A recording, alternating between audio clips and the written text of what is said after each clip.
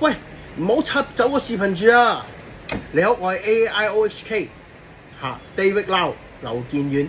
由今日開始，我會喺呢度講解好多唔同酒類嘅小知識，保證大家新手都變專家。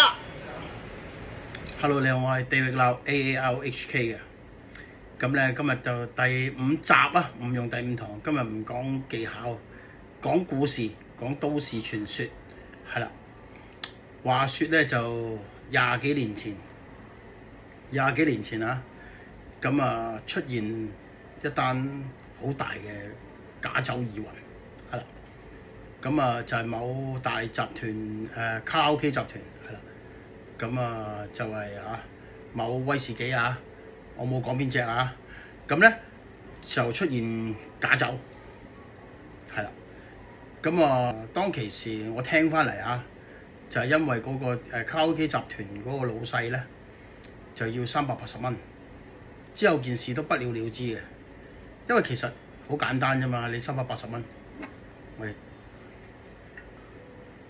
咪得咯，係咪先？你明唔明我想講咩啊？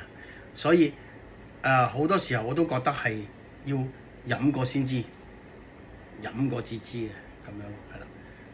所以近來咧，譬如某支酒啊，某支酒，我冇講邊支啊，咁咧佢又出咗18年，佢即係幾百蚊，係啦，好似好抵咁係嘛？但係其實確實嘅，一個 barrel 啊，一間房咁大，一間大房咁大。如果喺英國喺資本主義嘅社會你諗下，老闆娘都係以收租度日嘅 ，OK 租又一定不可少。如果佢嗰個桶 barrel 擺18年，OK， 佢能夠啤出710幾支到啦，大概710幾支，咁佢大概可以總數翻嚟30幾萬，哇！30幾萬賺死佢係咪？但係其實你諗下，呢個係零售價錢嚟嘅啫。去到上一層批發商係幾多錢啊？再上一層係幾多錢啊？再去翻進口商，再去翻原產地製造商，中間其實仲有 sales 㗎，仲有 manager 㗎，係啦。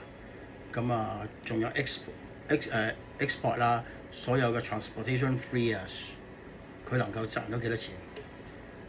真係成桶嘢擺18年，成本收幾萬蚊，唔好玩啦，係啦。咁其實我頭先都講咗，你記唔記得個故事啊？你記唔記得個故事啊？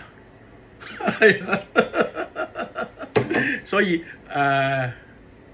加油啊，加油，係啦，飲得開心。第5集講完，都順帶補多2句啊。譬如有機會去開蘇格蘭嘅，你都可以去好多唔同嘅酒莊㗎。因為其實酒有啲品牌係有即係出口牌，所以其實佢哋就係用佢哋自己品牌出口啦。其實好多都係買酒種㗎。咁有機會嘅就可以去當地試下唔同嘅品牌啦。咁佢哋都有 barrel 㗎。咁以我所知，我之前睇平均都12年都千幾兩千蚊支，即係啦。因為佢老實嘅，佢都應該係成桶即係原桶啤出嚟嘅咁樣咯。咁所以即係嗰個酒精濃度大家都不一致嘅。咁有機會可以過去玩下嘅時候去睇下啦。好啦，加油！